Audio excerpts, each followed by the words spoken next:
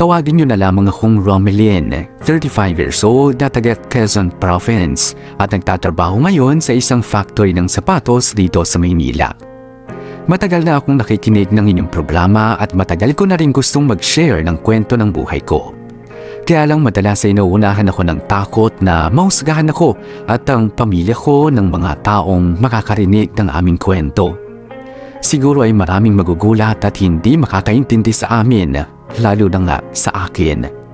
Pero lahat naman tayo ay may dahilan kung bakit tayo nakakagawa ng mga maling bagay. Namulat ako sa isang buo, malaki at masayang pamilya. Kahit maliit lamang ang bahay namin para sa aming nila nanay, tatay at ng 7 kong mga kapatid ay ayos lang. Ang pinakamahalaga sa lahat ay buo ang aming pamilya. Kaya lang nagbago ang tingin ko sa pamilya ko nang tumungtong na ako ng grade 4. Doon kasi ako nagsimulang halayin ng mga lalaki sa pamilya namin. Unang beses na nangyari yon noong umuwi ng lasing si Papa isang gabi na wala si Nanay sa bahay. Pumasok siya sa kwarto at hindi na ako nakalaban pa ng dahil sa takot. Akala ko ay isang beses lang mangyayari yun sa akin. Kaya lang, nasundan sa tuwing kami lang ang tao sa bahay. Mas lumala pa yun nang tumira sa amin ang lolo ko. Sa tuwing wala sina Papa at Mama sa bahay at tulog ang mga kapatid ko, ay pinapasok ako ni Lolo sa kwarto. Nakita niya raw minsan ang ginagawa sa akin ni Papa kaya dapat pati siya ay pagbigyan ko na rin. Ginawa ko ang lahat para ipagtanggol ang sarili ko pero dahil bata pa naman ako noon, ay napalo ako ng takot. Nangyari iyon sa loob ng 1 linggo bago siya umalis para bumalik sa kabilang bayan. Pero sa tuwing dadalaw siya sa bahay ay hindi siya pumapayag na walang mangyayari sa aming dalawa. Tumagal ang ginagawa ni na Papa at ni Lolo sa akin hanggang sa mag-high school na nga ako. Minsan ay hindi ako nagsumbong dahil sa palagi nilang pananakot sa akin. Napapatayin nila ang 3 kong nakababatang mga kapatid. Kinimkim ko na lamang ang lahat ng kababuyan na ginagawa nila sa akin. Papa, pauwiin po pala kayo. Akala ko po aabutin kayo ng hapon sa bukid. Sumakit kasi yung likod ko kaya nagsabi na ako kay Myung na mauuna na akong umuwi. Ang mama mo, nasaan? Namalengke po siya pero pauwi rin po siguro kasi nasa paringa pa po siya umilis. Ganyan na dito. Lumasahin mo muna tong likod ko. Saan na? Papa, may ginagawa pa po kasi ako eh. Pwede mo namang ituloy yan mamaya. Hindi ka na dito. Mamaya na lang po talaga. Romelyn, ano ba? Pupunta ka ba dito o babatuin kita dyan? Sige po, ito na po. Sige na, masahin mo na yung likod ko. Ayan. Ganyan. Sarap mo talagang magmasahe. Alam mo, mas masarap siguro kung sa kwarto na lang natin tuloy-tuloy, no? Papa, huwag na po. Anong wag? Ha? Wala naman akong ginagawa sa'yo, di ba? Hindi ka na. Doon na natin ituloy sa kwarto itong pagmamasahe mo sa akin. Baka po kasi mabutan tayo ni Mama. Ano naman? Sabihin mo, nag-aayos ka lang ng damit. Sigurado naman akong mamaya pa yung makakauwi. Kaya huwag ka nang mag-inarte dyan. Papa, ayoko po. Arte mo, no? O sige, dito na lang tayo sa kusina. Papa, tama na po. Papa. Huwag ka nang pumalag dyan. Mabilis lang naman to. Sige na, hubarin mo na yung damit mo para matapos na tayo. Ayoko po talaga. Ay, natatakot po ako. Pauwi na po si Mama. Maabutan niya po tayo dito. Napakatigas naman talaga ng ulo mo, ha? Ayaw mo ba, gubad? Sige, sisirain ko na lang yung damit mo. Papa! Romelyn, Papa, tama na po. tulungan mo nga ako dito sa... Diyos ko po! Ano bang nangyayari dito? Waldo, ano bang ginagawa mo dyan sa anak natin? Romelyn! Bakit halos nakahubad ka na dyan? Mama, si Papa po kasi... Wala! Wala. Nag-aarutan lang kami nitong anak mo. Nagaharutan halos nakayapos ka na sa kanya na para bang hinahalikan mo siya sa leeg. Alam mo, napakadumi ng utak mo talaga, Irma, no? Sige, lakasan mo pa yung boses mo para marinig ng kapitbahay natin. Saan ka pupunta? Kakauwi mo lang, di ba? Wala ka lang pakialam doon. Buisit.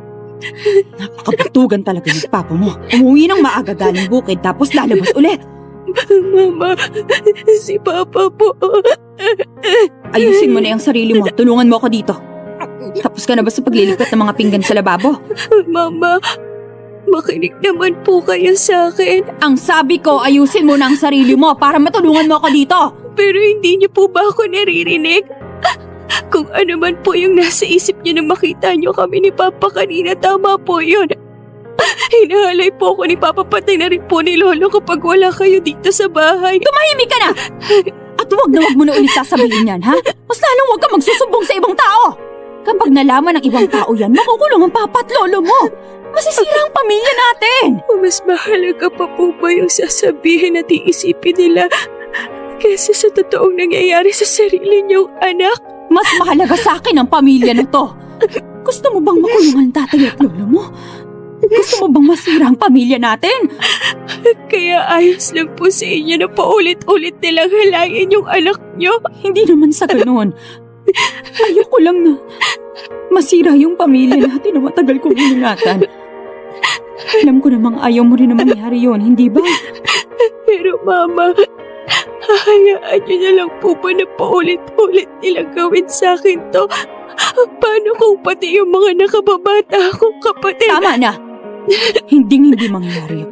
Mabuti pa pumasok ka na sa kwarto mo at magpalit ka na ng damit. Kalimutan mo na lang yung mga nangyari. Sasabihan ko na lang ang papa at lolo mo na wag nang uulitin ang bagay na yun. Yun ang kauna-unahang beses na nahuli ni Mama si Papa sa akto ng pangahalay sa akin. Akala ko noon ay nakahanap na ako ng daan para makatakas sa kababuyan na ginagawa sa akin ni Papa, pero hindi pala. Noong una ay hindi ko alam kung ano ang dapat kong maramdaman. Gusto kong umiyak sa galit dahil bakit parang okay lang kay Mama ang lahat ng nangyayari. Parang ayos lang sa kanya ang mapasama ang anak niya. Napaisip ako noon sa ganitong klase ng pagkakataon. Sino pang magiging kakampi ko sa buhay? Kagaya nga ng sinabi ni Mama ay hindi na ako nagsumbong sa kahit kanino tungkol sa kahalayan na ginagawa sa akin ni Lolo at ni Papa. Pagkalipas lamang ng ilang buwan ay namatay si Lolo dahil sa atake sa puso. Hanggang sa magdesisyon na nga ako na umalis na lang sa bahay at magtrabaho na sa Maynila. Namasukan ako bilang isang katulong at kapag tumatawag ako sa bahay para magpadala ng pera, ang nakababatang kapatid ko lamang ang palagi kong kinakausap. Hanggat maaari iniiwasan ko na makausap alinman o sino man kina Papa at Mama. May isang taon na akong namamasukan bilang isang katulong nang makilala ko ang first boyfriend ko na si Ronel. Nagsimula kami bilang mag-text mates. Naalala ko pa noon, year 2008 yun, nang makuha ko ang cellphone number ni Ronel sa isang programa sa radyo. Uso pa ang mga text mates noon at doon niya ako niligawan at napasagot.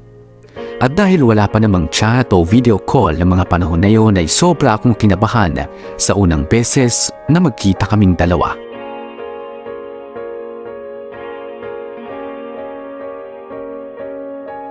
Nasaan na kaya yun? Hindi man lang sinasagot yung text o tawag ko. Matawagan nga ulit. Hello, Romilly? Ay naku, sa wakas sumagot ka na rin. Nasaan ka na ba? Teka. First date pa lang natin, mag-LQ agad tayo. Kasi naman po, kanina pa ako naghihintay sa'yo dito sa fast food. Kanina pa rin po kita tinetext at tinatawagan tapos ngayon ka lang sumagot. Sorry na. Ang hirap kasi mag-text sa jeep kanina, siksikan kami mga pasahero. Pero nasaan ka na nga? Eto na, papasok na ako sa fast food. Huwag ka na masungit dyan. Wala naman akong nakikita na bagong pumasok sa entrance. Ronel? Oh, bakit Ronel ang tawag mo sa akin? Akala ko ba babe na yung tawagan natin sa isa't isa? Kakainin ko na to Medyo nagugutom na rin kasi ako eh. Sige lang, baka mabilaukan ka. Ronel. Babe, kailangan masanay ka ng tawagin akong babe. Okay. Babe, may gusto sana akong sabihin sa'yo. Bakit parang bigla ka sumeryoso? Alam mo, kung ano man yan, mamaya na lang. Kumain na lang muna tayo habang mainit pa itong mga pagkain na in-order mo. Hindi talaga ako nagagandahan sa sarili ko lalo na nang makarating ako dito sa Maynila. At nakita ko ang itsura ng mga babae dito. Kung paano silang manamit, mag-makeup at kung gaano takinis ang mga mukha.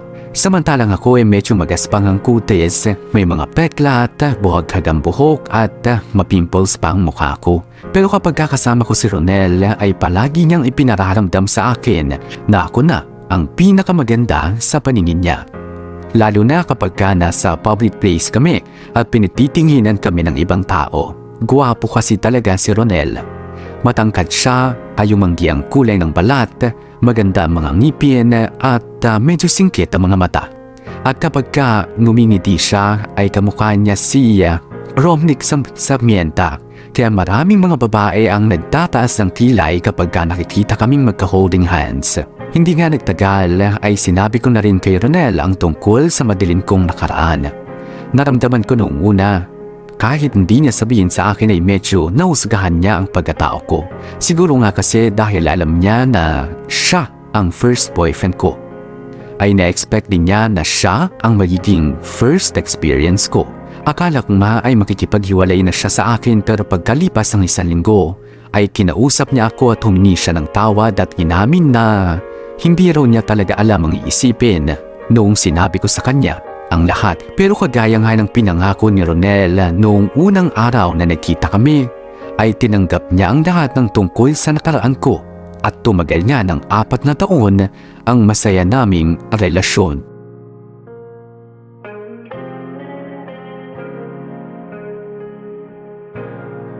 Oo, gusto na rin kitang makita pero syempre hindi pa ngayon. Babe! Busy ka ba? Luha mo naman ako dito sa pinamalengke ko. Basta malapit na. O sige na, ibababa ko na to kasi may gagawin pa ako dito sa apartment. Babe? Babe? Kanina ka pa nandyan? Hindi naman masyado pero kanina pa kita tinatawag, di ka sumasagot. Sino ba kausap mo dyan? Wala. Yung kapatid ko lang. Tapos ka ng mamalengke? Anong mga pinamili mo? Isda, saka gulay. Halika, ayusin na natin. Mukhang sariwa tong mga isda at gulay na nabili mo ha. Siyempre, ang agaw kayo na malengke kanina. Bakit mo pinatay? Wala. Kasi kakaliskisan ko na tong isda. Mamaya ko na lang sasagutin yung tawag niya. Malamang kapatid ko na naman yun at manghihingi ng pera. O di ba kakapadala mo pala sa kanila ng 1 linggo? Oo. Alam mo naman si Mama palaging humihingi ng pera na para sa maintenance na gamot ni Papa, di ba? Alam mo, sagutin mo na muna yung tawag. Ako na muna magkakaliskis ng isda. Baka kasi importante yan kaya siya tawag ng tawag sa'yo. Hindi na. Hayaan mo na siya, ayusin ko muna tong isda. Ako na lang sasagot habang busy ka dyan. Teka, bakit mo kinuha yung cellphone sa bulsa ko? Sino tong si Abit? Tsaka bakit 3 miss ko na siya sa'yo? Akala ko ba kapatid mo yung tumatawag sa'yo kanina pa? Ibalik mo na yung cellphone ko, wala lang yan. Nag-text pa. Akin na kasi sabi yan eh. Bakit hindi ka sumasagot? Text mo kapag hindi ka na busy. I love you. Sino ba to? Tapat ka nga sa akin, Romilly. Niloloko mo ba ako? Hindi. Sino tong Abit na kanina pa tumatawag sa'yo, tinatawag ka pang mahal? Ha? Bakit siya nag-I love you sa'yo? Ano? Iiyak ka na lang dyan? O ba't di ka magsasalita? Sabihin mo sa akin ng totoo, sino tong lalaking to? Ronel, sorry. Anong sorry? Bakit ka nagsasorry? Yung paliwanag mo ang gusto kong marinig, huwag mo ko idaan sa payak-yak mo na yan. Oo na, sige na! Niloloko kita! May iba akong lalaki na palaging ka-text at kausap, okay na ba? Romilyn, minahal kita. Tinanggap ko lahat ng tungkol sa nakaraan mo. Alam ko naman yun. Pero hindi mo pa rin maalis yung takot sa akin na baka isang araw magsawa ka sa akin at makakita ng masigit pa sa akin. Sinabi ko naman sa'yo, di ba? Pinaramdam ko sa lahat ng paraan na alam ko na ikaw lang ang mahal ko. Natatakot pa rin nga akong mag-isa sa oras na iwanan mo ko para sa ibang babae. Kaya nang lalaki ka na lang. Para palagi ka may reserba, ganun ba? Ha? Yung lalaki nakikita ko kasabi mo papunta doon sa pinagtatrabahuhan mo. Lalaki mo rin ba siya, ha? Hindi. Talaga? Ngayon ka pa ba magsisinungaling sa akin, ha? Ano? Aminin mo, lalaki mo rin ba yun, ha? Oo, sige! Inaamin ko na isa siya sa mga nanliligaw sa akin. Nagpapaligaw ka kahit may boyfriend ka na? Ronel, hindi mo kasi ako naiintindihan. Hindi ko talaga maiintindihan. Sabihin mo nga sa akin, ilan kami? Sorry. Huwag kang mag-sorry dahil gusto ko malaman yan kung ilan kami lalaki pinagsasabay-sabay mo. Ilan silang nilalandi mo habang may relasyon tayong dalawa? Ano? 4. Pero Ronel, maniwala ka. Ikaw lang yung mahal ko. Sa'yo lang ako seryoso. At gusto mo pa talaga matuwa ako sa sinasabi mong yan? Romilyn, hindi ko na maintindihan eh. Bakit kailangan mo paggawid to? Sa 4 na taong relasyon natin. Nahuli mo ba ako ng babae, ha? Di ba hindi naman? Kasi hindi kita kayang lokohin. Hindi ko kaya gawin sa'yo kung ano man itong ginagawa mo sa akin ngayon. Sorry. Sorry talaga. Tatapusin ko na yung komunikasyon ko sa kanila tapos ayusin na lang natin to. At sa tingin mo ganun lang kadali yun? Wala akong ibang ginawa kundi paramdam sa'yo na mahal kita. At ikaw lang ang nag-iisang babae sa buhay ko. Tapos ito lang pala isusukli mo sa akin. Kaya nga ayusin na lang natin to eh. Kasi ayoko mawala ka sa akin. Ayoko mawala ka sa buhay ko. Eh di sana, inisip mo yan bago ka pa gumawa ng kalokohan. Sana inuna mong i-appreciate lahat ng effort ko para patatagin itong relasyon na to kaysa dyan sa buwisit at takot na sinasabi mo. Tapusin na natin lahat ngayon.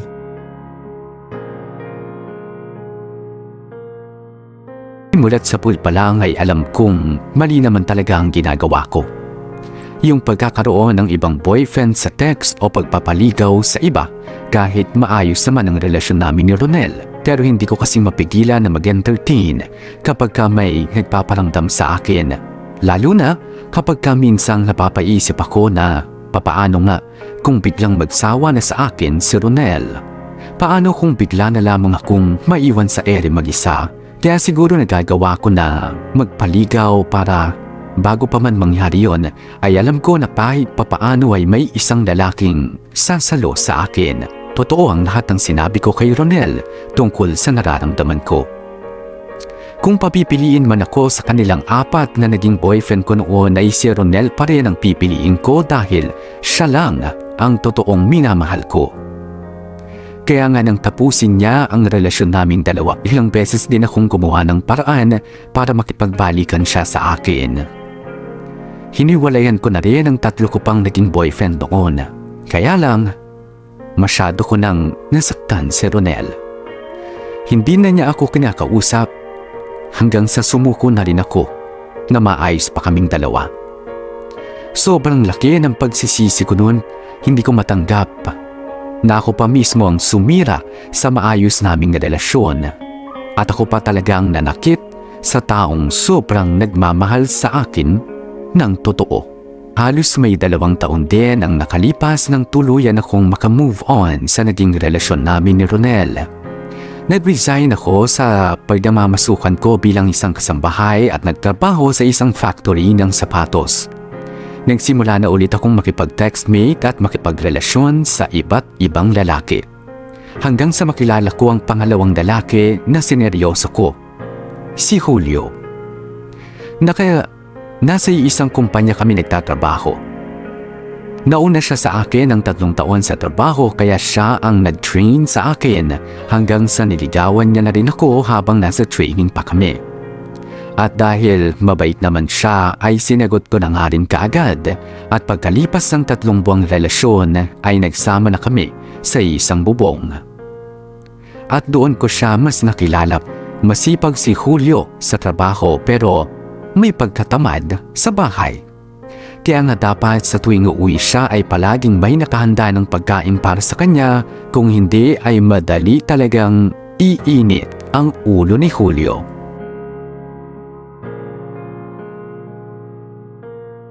Ayos na siguro itong niluluto ko. Patikman nga. Ang asim! Sigurado ako magugustuhan ni Julio itong sinigang ko dahil paborito niya to. Ay, grabe yung traffic. Mabuti naman at nakauwi ka na, mahal. Kakatapos ko lang magluto. Alam mo ba na dapat kanina pa ako nakauwi? Kung hindi lang may banggaan dun sa dinaanan ng tricycle na sinakyan ko. Sabi ko naman kasi sa iba na lang dumaan ayaw makinig eh. Oh, huwag ka nang mainit ang ulo. Mabuti pa magpalit ka na ng damit para makakain na tayo ng hapunan. Ano ba ulam natin? Siyempre, niluto ko yung paborito mo na sinigang na bangus. Mukhang mawawala nga init ng ulo ko. Pero, mahal, parang Mas gusto ko na maunang kainin yung panghimagas eh. Mahal, ano ba? Nakikiliti ako. Alisin mo na tong damit mo at magbihis ka na sa kwarto. Ako na maglalagay nito sa lababo. Sige na nga. Dali mo na tong damit ko. Bibihis lang ako saglit. Bakit parang iba na naman yung amoy ng pabango sa damit ni Julio? Hindi ito yung pabango na ginagamit niya bago siya umalis ng bahay. Mahal, maliligo na rin ako saglit ha. Naaasiman na ako sa amoy ng katawan ko eh. Sige lang. Tignan ko nga tong bulsa ng bag niya. Kaninong underwear to? Mahal, hindi mo ba nakita yung isang t-shirt ko na kulay pula? Hinanap ko sa cabinet pero... Anong ginagawa mo sa bag ko? May tinitignan lang ako. Kailan ka pa nagsimulang makialam sa gamit ko? Ikaw, kailan mo pa ako niloloko? Akin na nga yung bag ko! Bakit kasi nakikialam ka ng gamit ng may gamit eh? Kung ano man yung hawak mo, hindi sa akin yun. Hindi sa'yo? Malamang hindi talaga sa'yo to dahil pang babaeng underwear lang naman to. At wag na wag mong sasabihin na sa akin to dahil alam mo yung hitsura ng mga ginagamit ko. Yan! Yan ka! Napaparanoid ka na naman. Hindi ko nga alam kung ba't napunta dyan yung bag ko eh. Palibhasa kasi... Palibhasa, niloko ko ang first boyfriend ko kaya ganito ako mag-isip? O bakit? Yun naman ang totoo, di ba? Kaya ka palaging tamang hinala kasi takot ka sa sarili mong multo. Hindi ako tamang hinala. Alam ko kung kailan ako niloloko ng isang tao. Ano ba, Julio? Hindi naman ako ganun katanga para paulit-ulit mong bilugin yung ulo ko. Pang niloloko? Eh hindi ba sinabi ko na nga na hindi sa akin yung resibo at kondom na hawak mo? Bakit kasi hindi ka muna magtanong bago ka magtatatalak dyan eh? Tapos masyado ka pang pakialamera ng mga gamit ko. Akin na nga yan. Hindi sa'yo to. O bakit hindi natin tawagan si Arlo para magkaalaman tayo ngayon kung hindi ka talaga nagsisinungaling? Akin na yung cellphone mo. Ayoko. Kita mo na? Guilty ka kasi alam mo na hindi niya pagtatakpan yung kalokohan na ginagawa mo sa akin. Romelyn, pwede ba? Itigil na natin tong usapan na to. Sumasakit na yung ulo ko sa kakabunganga mo sa akin eh. Pagod na nga ako sa trabaho, ito pa yung ihahain mo sa akin na hapunan. Pagod sa trabaho? O pagod sa pakikipaglampungan sa iba? Sabihin mo na sa akin yung totoo, Julio. Sino yung babae mo, ha? Sino? Aray! Romelyn, ano ba? Nasasaktan na ako! Tumigil ka na dyan, Romelyn! Hindi ako titigil hanggat hindi mo sinasabi sa akin kung sino kasama mo kanina. Sino? Sabihin mo sa akin, sino? Si Trisha! Oo, siya nga. Ano, masaya ka na? Siya yung kasama mo kanina. Gusto mo pa ba talagang ikwento ko sa'yo yung ginawa namin? O tatahimik ka na dyan dahil nakakahiya na sa mga kapitbahay natin yung pagbubunga nga mo? Walang iya ka! Manloloko ka! Teka, Romelyn, ano ba? Romelyn! Huwag mo kong sasabihin ng ganyan dahil alam natin na gawain mo rito. Noon yun! At sobra-sobra ko na yung pinagsisisihan. Sa relasyon nating dalawa, kahit kailan hindi na ako nagkaroon pa ng ibang lalaki. Kaya nga pumayag ako na magsama na tayo sa iisang bahay dahil gusto ko na patunayan sa'yo na ikaw lang yung mahal ko. Tigilan na natin tong kadramahan na to. Titigilan na talaga natin to dahil tinatapos ko na yung relasyon nating dalawa. O di okay, at least makakawala na ako sa toxic na relasyon na to.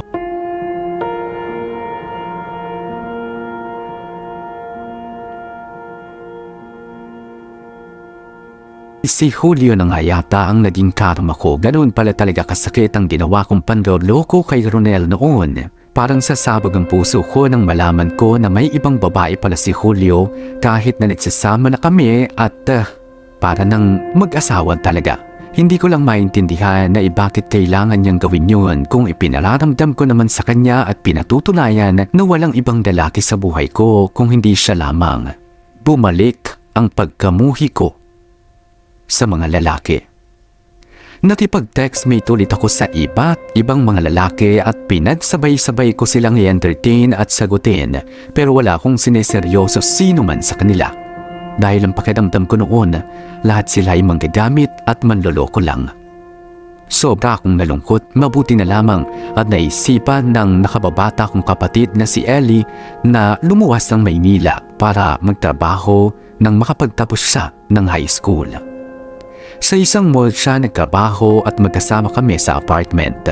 Kahit papaano, kapag kasama ko ang kapatid ko, ay nababawasan naman ang lungkot na nararamdaman ko.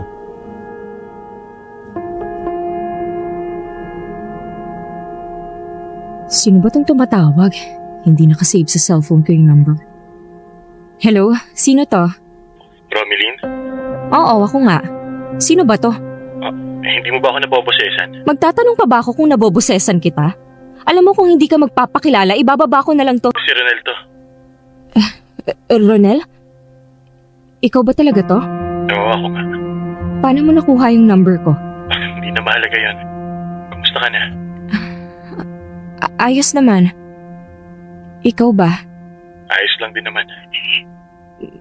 Mabuti kung ganon. O sige na, maglalaba pa ako eh. Kailangan ko ng ibabatong tawad. Romilin, sandali. Ano ba yun? Busy kasi ako eh. Pwede ba tayo magkita? Ha? Bakit? Wala lang. Gusto lang kitang kumustahin saka makita.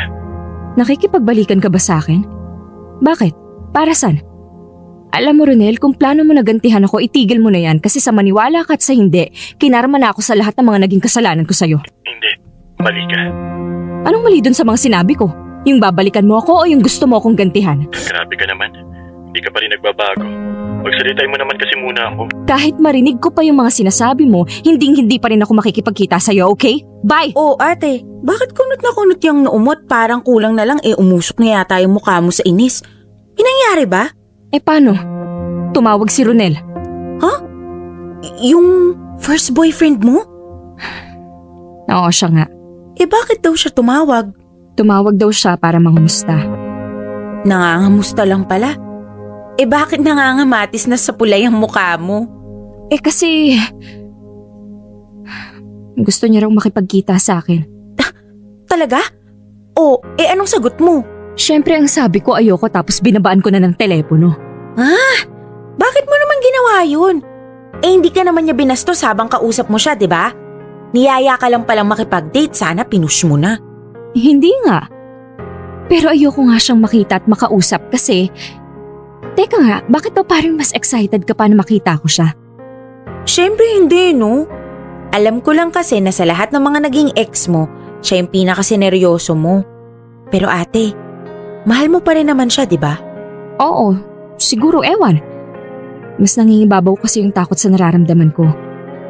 Yung takot na baka gantihan niya ako sa ginawa kong pananakit sa kanya noon. Pero di ba yung takot din na yun yung naging dahilan kung bakit kayo naghiwalay dati? Alam mo kasi ate, minsan ang paraan para maging masaya tayo, labanan at alisin natin yung takot na nararamdaman natin. Sandali lang! Sabi ng sandali lang eh! Sino ba tong katok ng katok? Nakakaabala sa pagluluto ko. Bakit ba ang aga-aga katok ka ng katok? Ano bang... Ronel? Hi, Romilin. Anong ginagawa mo dito? Dinadalaw ka kasi ayaw mo sagutin yung mga tawag at text ko sa'yo. Kasi nga ayaw kitang makita o makausap, hindi pa ba malinaw yun? Saka nakakaloka ka, paano mo nalaman tong address ng apartment namin? Kay Ellie.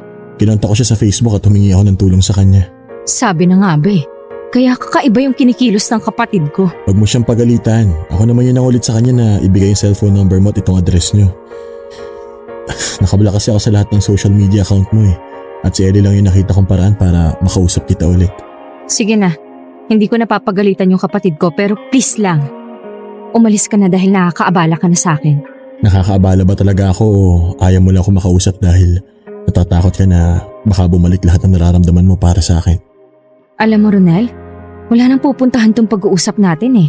Kung hindi ka pa talaga aalis, tatawag na ako ng barangay tanod at sasabihin ko na ginugulo mo ako dito. Romilin, gusto ko lang naman kasi na malaman mo na gusto ko na makipag-ayos sa'yo. Pero wala na nga tayong dapat ayusin. Ilang taon na yung nakalipas mula nung habulin kita at magmakaawa ako sa'yo na bigyan mo pa ako ng isa pang pagkakataon. Pero ayaw mo na nga, di ba? Tapos ngayon, ito babalik ka? Dahil naiintindihan ko ng lahat. Naiintindihan na kita at ang takot na nararamdaman mo. Sa ilang taon na nagkahiwalay tayo, sa maniwala ka o sa hindi, kahit kailan hindi ka nawala sa isip ko. Ikaw pa rin ang mahal ko. So anong gusto mong mangyari ngayon? Magkabalikan tayo? Ayusin natin to, ganon? Oo, dahil sigurado ako na mahal mo pa rin ako kagaya ng pagmamahal ko sa'yo hanggang ngayon. At kung wala ka pa rin tiwala sa akin, sige, liligawan ulit kita. Maghihintay ako hanggang sa mawala yung takot na nararamdaman mo at magawa mo ulit magtiwala sa akin. Ronel, ano bang sinasabi mo? Alam ko naman na nagawa mo lang yun noon kasi takot ka na maloko at maiwan mag-isa. Pero Romilin, bigyan mo lang ako ng pagkakataon at ang relasyon nating dalawa. Kahit kailan, hindi ka na ulit masasaktan. Hindi nga nagtagahala ay nagkapalikan kaming dalawa ni Ronel. Siguro, ang dahilan kung bakit walang lalaki na tumatagal sa buhay ko ay dahil hindi na ako marunong magtiwala. Pero dahil nga kay Ronel ay unti-unti nang nawala ang takot ko na magmahal ng totoo at masaktan lang sa huli. Kung dati ay nag-e-effort na siya sa relasyon naming dalawa, alam niyo bang dumoble pa yun ngayong may pangalawang pagkakataon na ibinigay kami para sa isa't isa. Wala na nga halos akong maihiling pa dahil iba talaga mag-alaga at magmahal si Ronel. Hanggang sa isang araw ay nakatanggap ako ng balita na malala na pala ang sakit ni Papa at hinihiling ni Mama na umuwi muna kami ni Ellie. Ayoko talagang umuwi at makita sila. Ilang taon ko silang tiniis at nangako ako sa sarili ko noon na kahit kailan ay hindi na ako babalik pa sa kanila. Kaya hindi ako sumama sa kapatid kong si Ellie pauwi sa aming probinsya. Hindi ko rin kasi alam kung papaano sila harapin. Pero sa huli ay nakumbinsi rin ako ni Ronel na umuwi sa amin. Kahit pagbali-baliktarin pa rin daw namin ang mundo, ay hindi ako mabubuo kung hindi dahil sa mga magulang ko.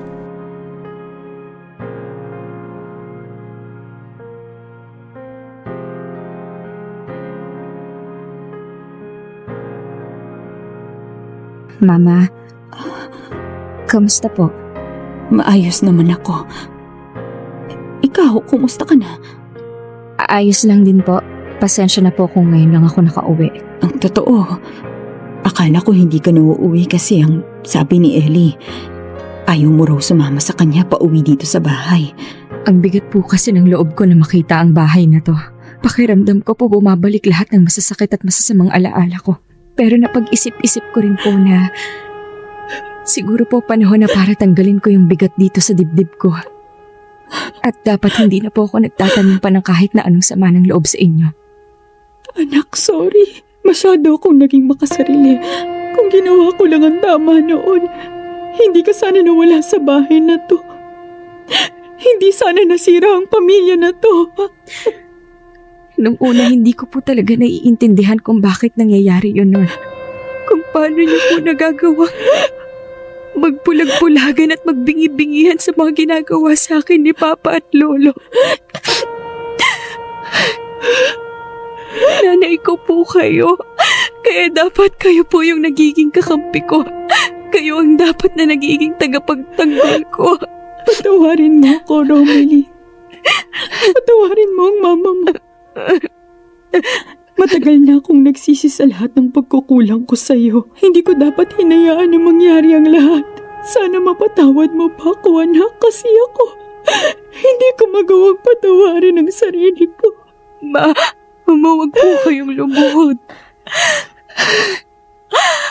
Alam ko pong mahirap pero gusto ko na pong kalimutan lahat. Hindi po ako umuwi kaagad kasi nakukonsensya po ako.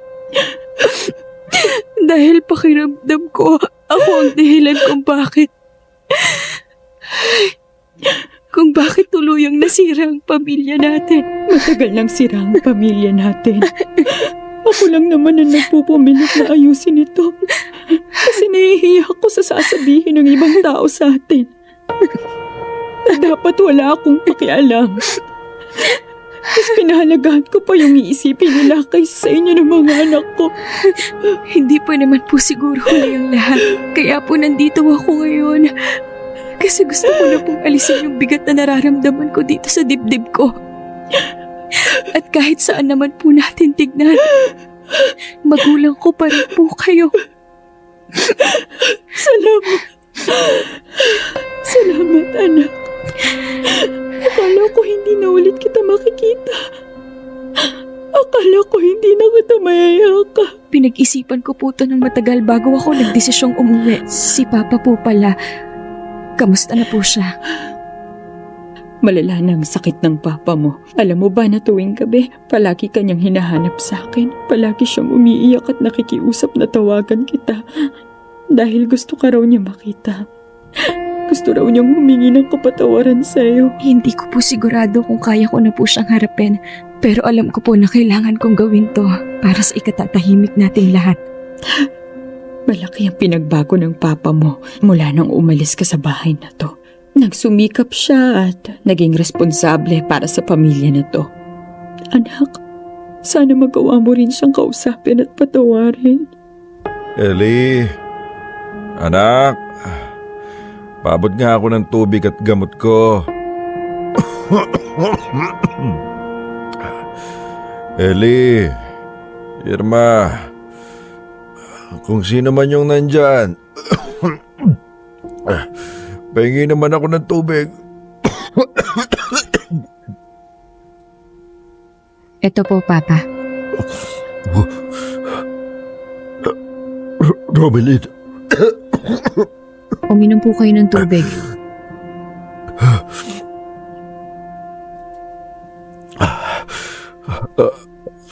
kailan ka pa nakauwi? Kanina lang po. Tulog po kayo nang dumating ako kaya hindi ko po muna kayo ginising. Bakit ngayon ka lang dumalaw dito sa bahay? Naging busy po kasi ako sa trabaho ko. Pero palagi naman po ako nagpapadala ng pera. Hindi naman palaging pera lang yung importante sa mundo. Galit ka pa rin ba sa... Galit ka pa rin ba sa akin? Yung totoo po. Parang kahit kailan hindi na po mawawala yung galit ko sa inyo. May karapatan ka namang maramdaman yan eh. Dahil hindi ako naging mabuting padre di pamilya. Hindi ako naging mabuting ama lalo na sa'yo. Pero anak, gusto kong malaman mo na pinagsisisihan ko na lahat ng mga naging kasalanan ko. Hindi ko na alam kung kailan mo pa ako magagawang patawarin pero saan bago man lang ako mamatay, mapatawad mo na ako. Kahit naman po ako hindi ko rin po alam kung kailan ko kayo kayang patawarin sa lahat ng mga ginawa niyo sa akin. Pero pa, alam kong ito po yung kailangan. Dahil ayoko pong habang buhay, may dinadala akong mabigat dito sa dibdib ko. Pinilit kong magbago, maniwala ka. Pinilit ko magbago para sa iyo at sa pamilya na ito. Pero Papa, kahit ano pong gawin niyo, hindi na po magbabago yung mga nangyari. Hindi niyo na po ba ibabalik yung kinabukasan ko na sinira niyo ni Lolo?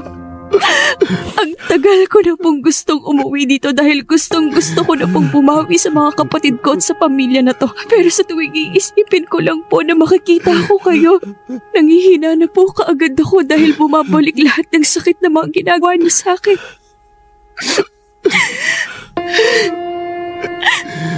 Pero kailangan kong umuwi para sa pamilya na to. Para sa inyo. Wala ka na magdapat na bawihin sa pamilya na ito dahil ako may kasalanan at nagkaroon ng malaking pagkukulang eh. Ako ang sumira sa pamilya na ito. At sa buhay ko. Alam niyo po ba na sobrang pinandidirihan ko po yung katawan ko sa tuwing maliligo ako o titingin sa salamin? Ang naiisip ko po nun, bakit kung sino pa ng mga taong pinapahalagahan at sobrang mahal ko, sila pa yung sisira ng buhay ko. Romelin, sana mapatawad mo ba ako? Kung pwede ko lang ibalik yung nakaraan. Pero hindi na nga po Hindi na natin mababalik yung nakaraan. Aaminin ko po na sobrang namuhi po ako sa inyo. Hanggang sa magalit na rin ako pati sa sarili ko. Lalo na po nung kinampihan kayo ni Mama. Nawalan na ako ng pag-asa na magkaroon ng normal na buhay. Kaya nagdesisyon na lang ako na umalis sa bahay na to. Baka sakaling makalimutan ko yung madilim na parte ng buhay ko. Pero hindi po pala. Paniwalaan mo sana ako. Sobra-sobra ko nang pinagsisisihan ng lahat. Lahat ng mga naging kasalanan ko sa iyo at sa pamilya na ito, Romeline. Romeline, please, patawarin mo ako. Patawarin mo ang papa mo. Madali pong magpatawad. Pero hindi po madaling kalimutan ang lahat ng sakit at pagsira na ginawa niyo sa buhay ko. Ang iniisip ko na lang po ngayon, kayo rin po ni Mama ang mga magulang ko at ayoko pong magkahiwa-hiwalay tayo. Na habang buhay na may bigat na dinadala dito sa mga dibdib natin.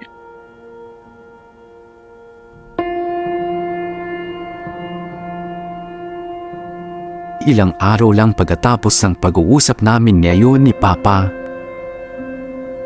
ay pumanaw na siya.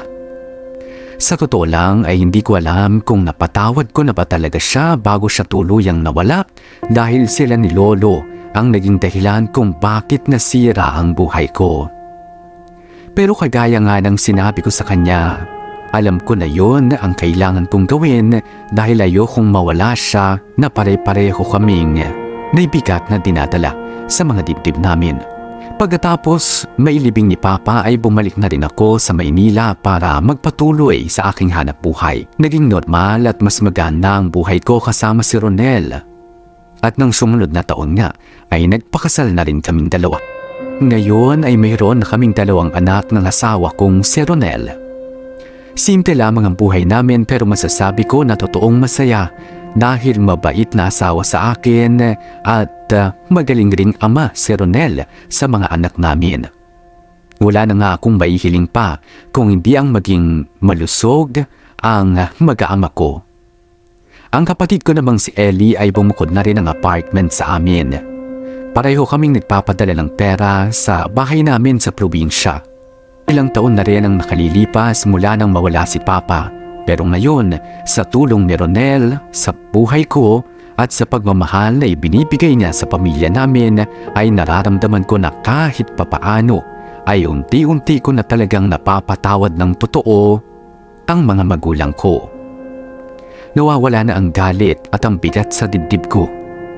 Totoo ang sinasabi ng iba na madaling magpatawad pero mahirap ang kalimutan ng pait at ang sakit ng mga nangyari.